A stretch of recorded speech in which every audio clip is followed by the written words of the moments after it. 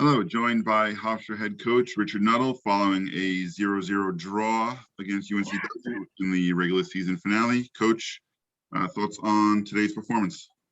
Yeah, tough game, tough day against UNCW, who I thought at times out-battled us and out-fought us, which is usually our MO that I believe that we usually in the aggression and the fight and the determination compartment, we're usually up there. And I thought at times we got out-battled.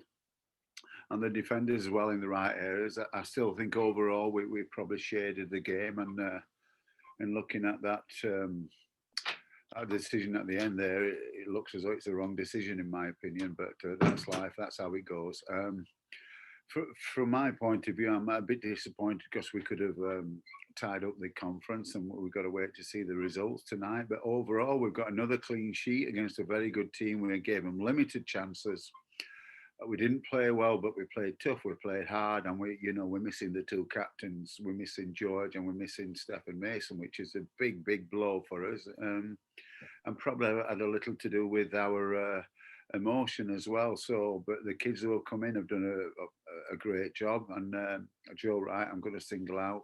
I thought he had a good game, or almost a great game. To see he hasn't played 90 minutes for a while and more. And Shane played left back, played somewhat injured and got through the whole game. And Pierce has been struggling with his shoulder, and he got through the game. So Perinelli out of place at right back. So all in all, we'll take the point against a good UNCW team who did well against us today. All right, we'll open it up to questions. Yoa, start with you. Hey, Coach, can you just describe the feeling on the sideline those last 2 minutes, especially with the bicycle kick that happened that also just happened to be called offside seconds after? Yeah, well, as I've just mentioned, if you look at it now, it looks as though it's onside, which is upsetting, but that's how it goes, isn't it? And sometimes, they've got to make a quick fire decision, but I thought it was a beautiful goal. Again, that was with 2 minutes to go. We haven't created enough today. We haven't battled enough. We haven't been brave enough in the box. I think it's been a off day for us, really. Too many players, had not a good day. But our collective spirit, I think, is tremendous. And even though we had players who didn't perform well, our collective spirit, I thought, was good. Our determination, grit was good. So I'm not too displeased with the result. All right, Eddie? Yeah, thank you, Coach. First of all, you singled out Joe Wright today, and I thought that his play with Carlos was really interesting in the midfield, especially when you had a guy like Tatafu guarding against the 6'6" Molina. Can you talk about what went into the defensive structure for today's matchup? Well, pretty as normal. We know Molina's a good player from, he was at St. Francis last year and they had a run in the NCAAs and did well against many top programs. We know he's good when he's back to goal, he's good in the air. We know he's not really a massive threat in behind for pace, so we just tried to do a job on him by stepping around and competing with headers, and knowing that we can't win every header, we're going to have to win some knockdowns as well. And I thought we did a decent job of that. And then Rock Carlos and Joe at times had to sweep in front of him and the other forward when they pushed the other guy forward. So I think we did a decent job of that. And generally speaking, our regular structures didn't give them too much on goal. And I think first half, when Molina got a head on goal, but it was offside, was the only real chance where I thought we didn't do a good job defensively. But overall, we've been strong in the box defensively, and those guys worked incredibly hard. Young Pierce didn't have his best day, but he did a good job. And as I said, Shane and Perinelli, Shane's been playing injured and Perinelli was out of position. So I'm pleased overall. All right. Any other questions for Coach? Eddie, you got a follow-up? Yeah. Yeah, Coach. So obviously JMU could clinch the regular season title tonight, but they won't be playing against you guys in the CAA tournament. So can you just describe how you're feeling knowing that obstacle, your biggest rival per se in the CAA, that won't you guys won't have to face them later on?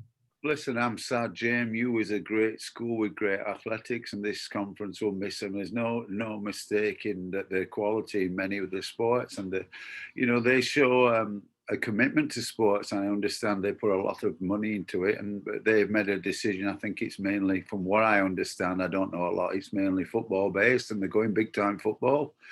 And if that's what they want to do, I hope they do well. But we like competing against GMU. I know it's not been great the last 3 years in the finals, but their quality, we'd rather have them in the conference, and we'd rather have them in the playoffs. But everybody's got to make the decisions what's best for them. And I think the rules are the rules, and they can't now participate in postseason. So,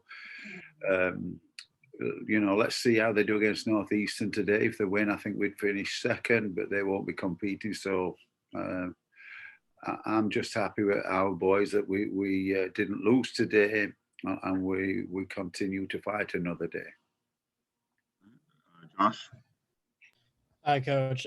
What is your guys' mentality going into the tournament?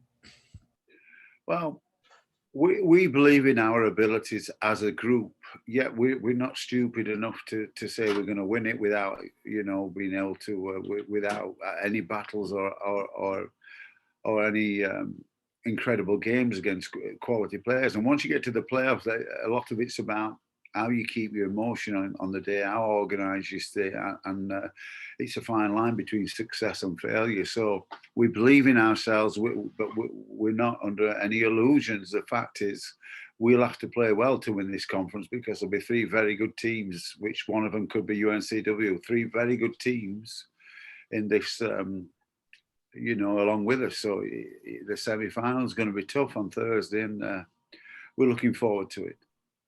All right, one last question from Eddie. Yep. Thank you once again, Coach. We talked a little bit earlier about players playing through these injuries and, missing the past couple games from injuries and whatnot. We knew fitness was going to be a factor heading into today. How much does a double overtime game really put an impact right before the tournament when it comes to player fitness levels and making sure that they're ready to go for primetime championship runs?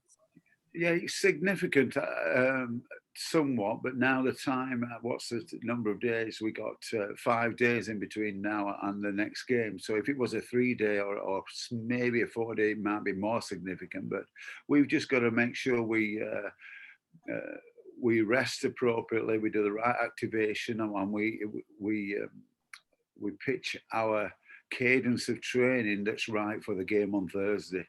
And yes, it's tough, but it's good to get an overtime game under your belt and see what it's about. I think that might be our first overtime game in a while, but I'm happy that we've had to go through it. Would like to win the game, but it's going to help us. It's in our locker now for the future, and we can understand about overtimes and the different nuances. So let's see how we do.